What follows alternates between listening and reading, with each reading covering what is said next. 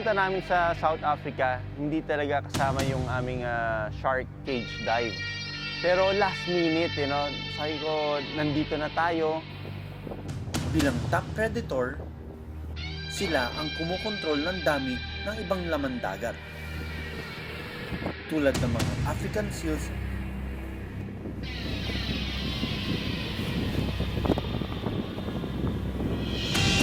Kailangan ko rin i-compose yung sarili ko na pagdating dyan, dapat presence of mind din. What if biglang sumugod siya sa kulungan namin? Dive na kami. oras na.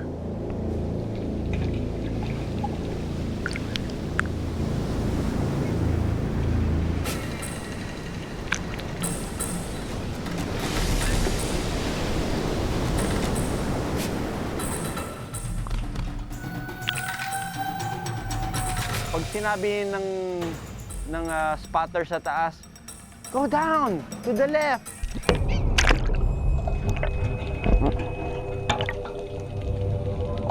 Ilang saglit lang,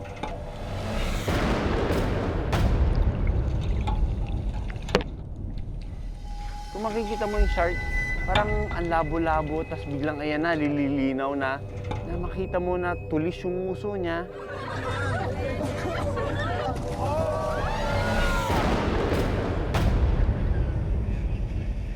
Yung next group na pumunta dun sa cage, feeling ko sila yung pinakaswerte dahil sa kanila nangyari yung pinaka-ma-action na experience.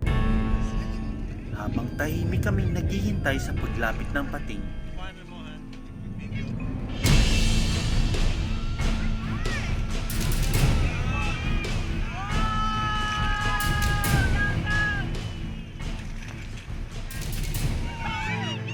mabilis na lumapit sa cage.